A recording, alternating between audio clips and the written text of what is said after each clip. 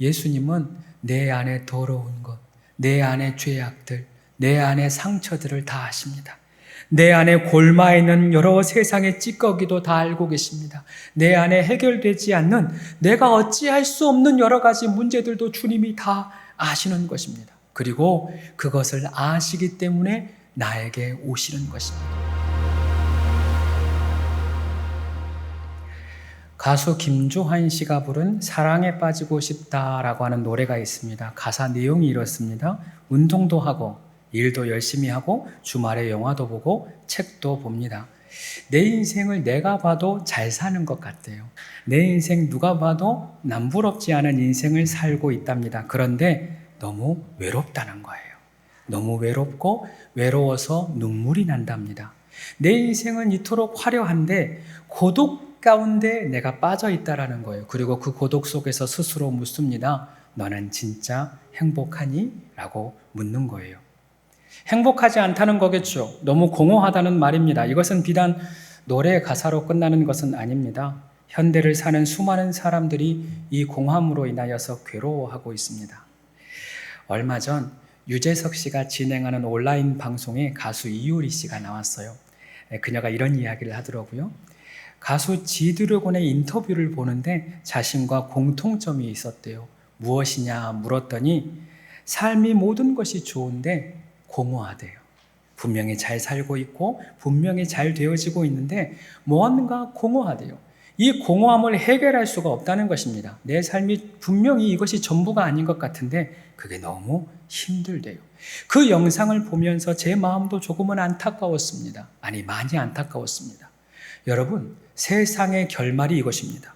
세상의 성공의 결론이 바로 이것입니다. 외롭고 공허하고 고독합니다.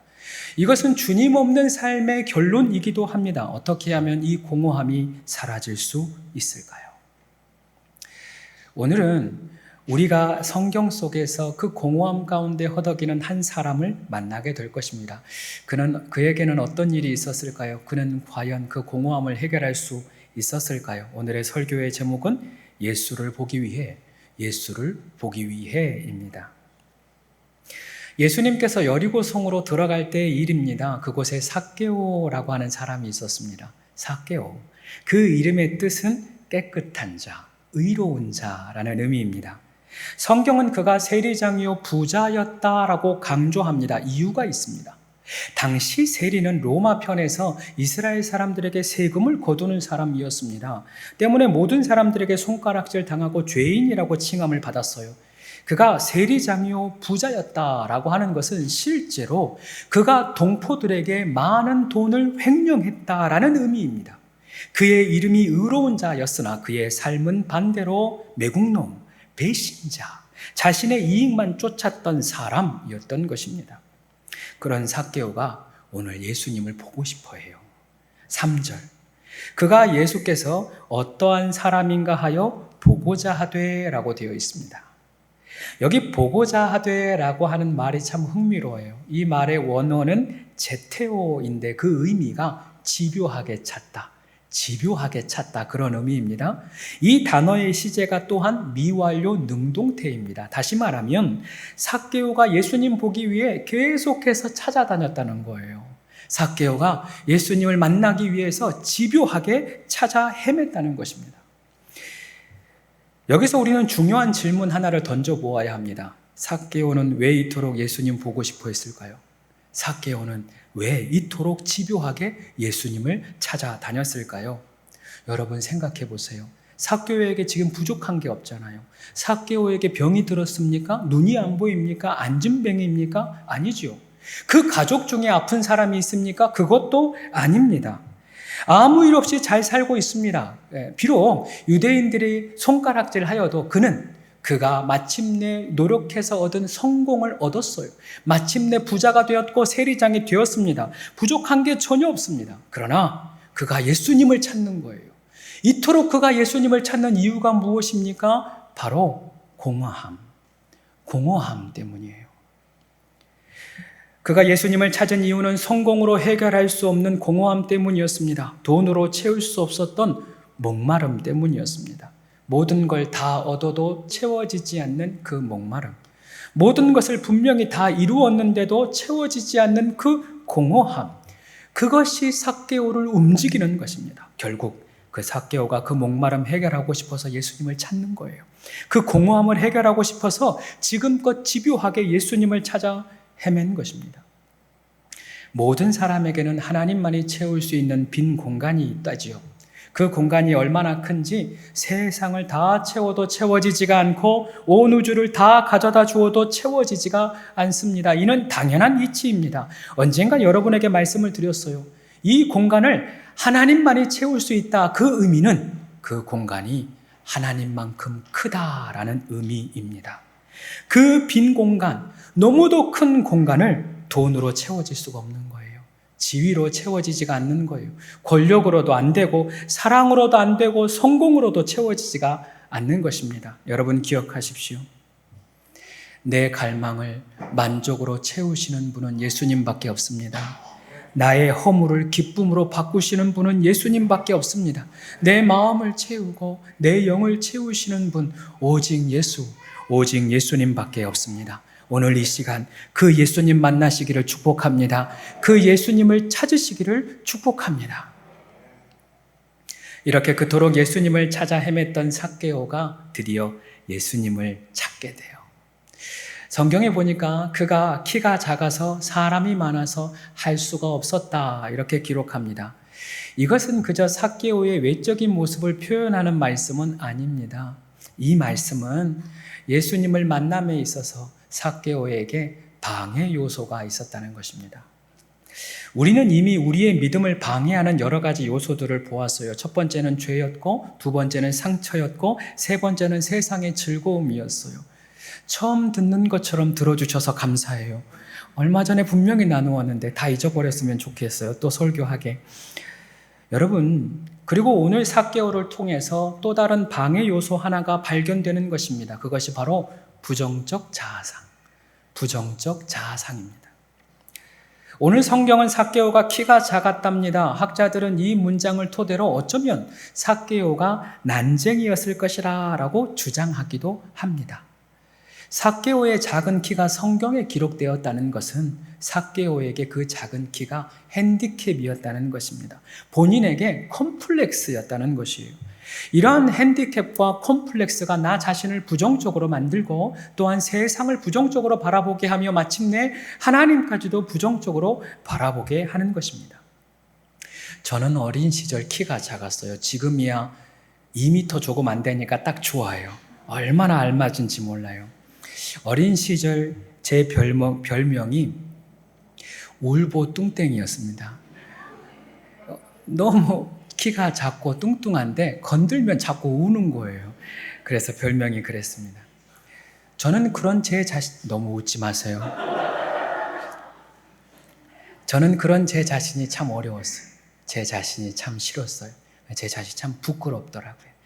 그래서 그런 수련회가 되어지면 앞으로 나와서 기도하라고 하잖아요. 그러면 제 자신이 너무 부담스러워서 부끄러워서 앞으로 나아가지를 못했어요. 나 같은 것이 무슨 기도냐 하면서 그 기도를 포기하고 앞으로 나아가지 않았습니다. 너무 불쌍한 표정으로 바라보지 않았으면 좋겠어요. 아까는 너무 비웃고 지금은 또 너무 불쌍하고. 중요한 것은 그런 방해가 있을 때 우리는 어떻게 해야 하느냐라는 거예요. 오늘 삭개오를 봅시다. 4절. 앞으로 달려가서 보기 위하여 돌 무화과 나무에 올라가니 이는 예수께서 그리로 지나가시게 됨이러라. 오늘 삭개오가 돌 무화과 나무를 향하여 달려갑니다. 왜 그곳으로 달려갑니까? 그 나무 아래로 예수님이 지나가시기 때문입니다. 성경을 다시 한번 보십시오. 예수께서 그리로 지나가시게 됨이러라. 즉 주님이 그 나무 아래로 지나가시니 그곳으로 뛰어가는 것입니다. 우리도 마찬가지입니다. 우리 안에 여러 컴플렉스가 있을 수 있습니다. 단점이 있을 수 있습니다. 핸디캡이 있을 수 있습니다. 부정적인 자아상이 있을 수 있어요. 그래도 주님 가시는 그 길, 주님 머무실 만한 그곳, 주님이 지나신 그 길을 향해서 우리도 달려가야 한다는 것입니다. 오늘날 우리 주님이 계신 곳이 어디입니까? 예배의 자리죠. 은혜의 자리입니다. 주님이 계시겠다고 약속하신 하나님의 성전, 교회입니다. 내 안에 여러 가지 방해 요소가 분명히 있지만 그럼에도 불구하고 사모함으로, 끈질기게 주님을 사모함으로 주님 앞에 달려가는 것입니다. 특별히 오늘 삭개오는 더 높은 곳으로 올라갑니다. 땅 아래에서 바둥거리지 말고 앞이 안 보인다고 해서 불평하지 말고 높은 곳으로 올라가라는 것입니다. 더 높은 은혜의 자리, 더 높은 예배의 자리로 올라가야 한다는 것입니다. 우리가 찬양했잖아요. 302장 2절 우리에게 이야기합니다. 왜 너의 인생은 그 얕은 곳에 머물러 있느냐? 왜 너의 인생은 깊은 바닷속 알지 못한 채 얕은 곳에 있느냐? 우리에게 이야기하는 것입니다. 더 깊은 은혜가 있는데 더 나아가지 않는 거죠. 그게 우리 모습이라는 거예요. 더 높은 차원의 은혜가 분명히 있는데 그 높은 곳으로 오르지 않는 것입니다. 사랑하는 여러분, 여러분에게 묻습니다. 여러분은 주님 보기 위해 어디까지 달려가 보았습니까? 여러분은 주님을 만나기 위해 어느 곳까지 올라가 보았습니까? 바라기는 주님을 먼 발치에서만 바라보지 말고 더 가까이 뛰어가시기를 바랍니다. 주님을 먼 발치에서 안 보인다고 머물러 있지 말고, 안 믿어진다고 해서 포기하지 말고 그 자리에서 더 높은 곳으로, 그 자리에서 더 깊은 곳으로 뛰어가시기를 바랍니다. 그곳에서 반드시 주님을 찾게 될 것입니다. 그곳에서 반드시 주님을 만나게 될 것입니다. 더불어 지금 이 자리가, 지금 이곳이 주님을 만날 곳이 되어지기를 축복합니다.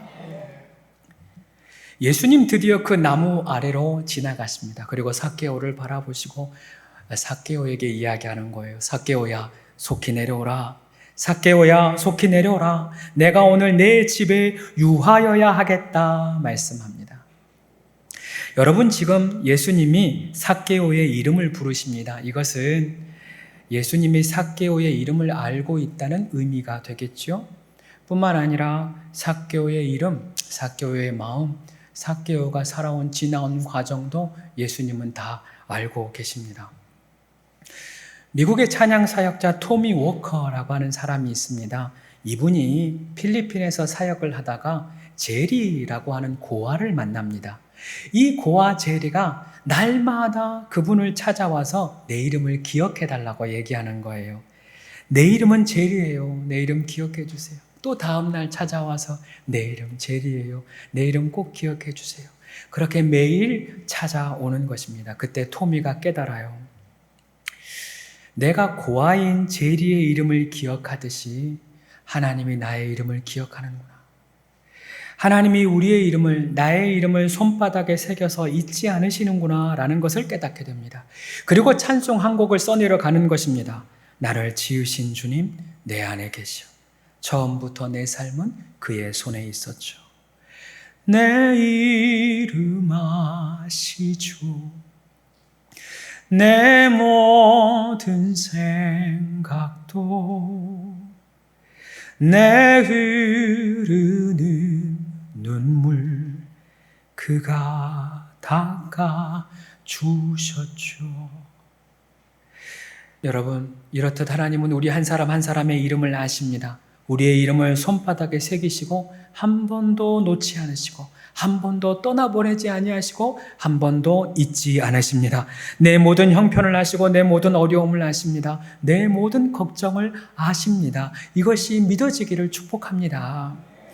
놀라운 것은 그 주님이 삭개오를 부르듯이 우리를 부르신다는 것이에요. 그리고 우리에게 요청합니다. 내가 오늘 너의 집에 유하여야 하겠다. 내가 오늘 너의 집에 유하여야 하겠다. 삭개오는 이 요청에 대하여 기뻐합니다. 즉시 내려와 즐거움으로 자기의 집에 영접합니다. 생각해 보았어요. 나는 삭개오처럼 기쁨으로 영접할 수 있을까? 나는 삭개오처럼 즉시 영접할 수 있을까? 잘 안 되겠는 거예요. 순간 제 집안의 모습이 파노라마처럼 지나갔어요. 어제 벗어놓은 옷이 분명히 의자에 걸려있는 것 같고 아직 설거지가 안 되어 있고 청소가 안 되어 있고 대접할 것도 만만치가 않은 거예요. 그래서 주님 안 될 것 같아요. 조금 이따 오세요. 주님 안 될 것 같아요. 조금 이따 오세요 하는데 저에게 주님이 이렇게 말씀하시는 것 같았습니다. 아들아, 내가 너를 안다. 아들아, 내가 이미 그것까지 다 안다라고 말씀하시는 것 같았어요. 여러분, 예수님이 나를 아신다는 것은 그저 내 상황, 내 어려움만 알고 계시는 것은 아닙니다. 예수님은 내 안에 더러운 것, 내 안에 죄악들, 내 안에 상처들을 다 아십니다. 내 안에 골마 있는 여러 세상의 찌꺼기도 다 알고 계십니다. 내 안에 해결되지 않는 내가 어찌할 수 없는 여러 가지 문제들도 주님이 다 아시는 것입니다. 그리고 그것을 아시기 때문에 나에게 오시는 것입니다. 다시 말씀드립니다. 주님은 내 죄를 아시고 그 죄를 해결하기 위해서 찾아오시는 것입니다.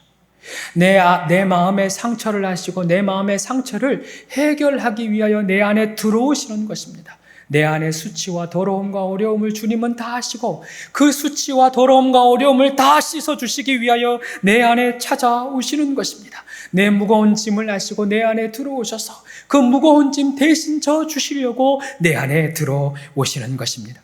사랑하는 여러분, 주님이 지금 우리의 마음을 두드리고 계십니다. 누구든지 주님의 음성을 듣고 문을 열면 주님은 내 안에 들어오십니다.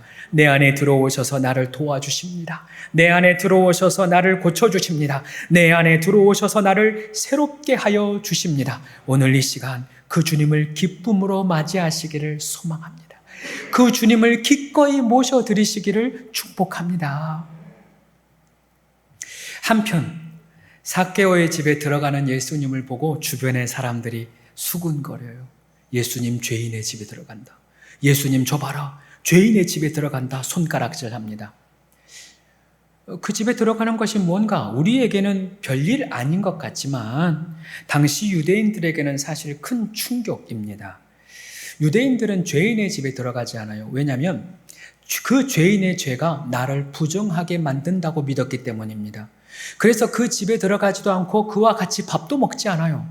그런데 유대인인 예수님께서 그 죄인의 집에 들어가는 것입니다. 그 사실을 보고 충격인 거예요. 죄인의 집에 들어간다. 죄인의 집에 들어간다. 수군거릴 수밖에 없는 거죠. 삭개오도 그 사람들의 수군거림을 듣습니다. 그리고 그 자리에서 벌떡 일어나 삭개오가 놀라운 결단을 합니다. 주님 보십시오. 주님 보십시오. 내 소유의 절반을 가난한 사람들에게 나누어 주겠습니다. 혹여나 내가 누군가의 것을 속여 빼앗았다면 내가 그 4배를 갚겠습니다. 라고 선언합니다. 그동안 우리는 이 말씀을 회개의 삶으로 해석을 해왔습니다. 그동안 잘못 살았으니 이제 의롭게 살겠다는 거예요. 그동안 잘못 살았으니 이제 죄 짓지 않고 살겠습니다. 라고 하는 회개의 행위로 해석을 해왔습니다. 이것도 맞습니다. 우리가 예수님을 믿음으로 당연히 반드시 우리의 변화된 삶을 하나님께 보여드려야 합니다. 매우 중요합니다. 그러나 지금의 고백에는 더 위대한 고백이 숨겨져 있습니다. 이 고백의 진정한 의미는 내가 얻고자 했던 행복을 버린다는 것입니다. 내가 추구하고자 했던 성공을 버리겠다는 것입니다. 그동안 삭개오가 쫓아왔던 것은 돈이었습니다. 자신의 약점과 콤플렉스를 가리기 위해 어떻게든 돈으로 채워보려고 했습니다. 어떻게든 높은 지위에 올라서 자신을 무시하지 않게끔 살아보고 싶었습니다. 그게 자신의 최종 목표였어요. 그러나 예수님 만난 이후에 그것이 바뀌는 겁니다. 자신의 자랑을 버립니다. 자신의 만족을 버립니다. 자신의 성공도 버리는 것입니다. 그것이 끝이냐? 그렇지 않습니다. 그것을 버리고 나서 가장 귀한 주님을 모시는 것입니다. 가장 귀한 구원을 얻게 되는 것입니다. 예수께서 이르시되 오늘 구원이 이 집에 이르렀다. 오늘 구원이 이 집에 이르렀다. 이 사람도 아브라함의 자손이로다. 우리 주님은 말씀하셨습니다. 여러분, 진짜 기적이 무엇인 줄 아십니까? 돈의 노예에서 자유케 되는 것이 진짜 기적입니다. 세상의 성공에서 자유케 되는 것이 진짜 기적입니다. 구원받을 수 없는 죄인이 구원받는 것이 진짜 기적이고, 온갖 콤플렉스와 부정적인 자아상으로 가득했던 내가 당당히 하나님의 자녀로 살아가는 것이 진짜 기적인 것입니다.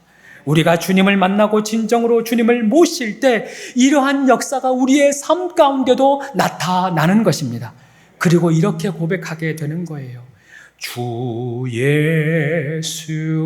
예수보다도 귀한 것은 없네. 이 세상 부귀와 바꿀 수 없네. 영죽을 내 대신 돌아가신 그 놀라운 사랑 잊지 못해. 그리고 또 고백하는 거죠. 세상 즐거움 다 버리고 세상 자랑 다 버렸네. 주 예수보다도 귀한 것은 없네. 예수 밖에는 없네. 이렇게 주님을 한 번만 만나면 세상의 모든 것이 배설물이 되는 것입니다. 주님의 사랑을 한 번만 경험하면 세상의 자랑이 아무것도 아닌 게 되는 것입니다. 참된 만족이 우리 주님께 있으니 주님만 붙들고 사는 것입니다. 참된 행복이 주님께만 있는 것을 알고 모든 것을 버리고 주님을 붙들고 나아가게 되는 것입니다. 한 가지 이야기로 설교를 마치려 합니다. 지난주에 한 집사님 가정을 신방을 했어요. 남편 집사님이 과거에 돈을 많이 벌었대요. 좋았겠죠? 그러나 그 일이 하나님이 기뻐하지 않는다는 마음이 있었답니다. 그래서 아내 집사님이 이 일을 그만두게 해달라고 계속 기도했더래요. 하루는 남편 집사님이 새벽녘에 들어와서 아내에게 이야기합니다. 지금 저 가방에 돈이 한가득 들었어. 이 돈으로 빚을 갚고 그 일을 정리할까 아니면 그 일을 계속할까 그러는 거예요. 그리고 방에 들어가서 오후가 되기까지 안 나오더래요. 마침내 그 문이 열리고 집사님이 나가자 합니다. 그리고 바로 그 길에 빚을 다 갚고 그 일을 정리한 거예요. 기적이 일어난 거죠. 이제 하나님이 주님이 기뻐하시는 일을 했으니 큰 은혜 주시지 않을까, 이제 주님이 기뻐하시는 일을 했으니 축복해 주시지 않을까 하는 그런 마음이 있었대요. 그런데 웬걸요, 그때부터 너무 가난해지기 시작하는 거예요.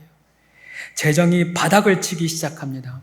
어린 자녀들 키워가야 하는데 정말 살 돈이 없는 상태가 이른 거예요.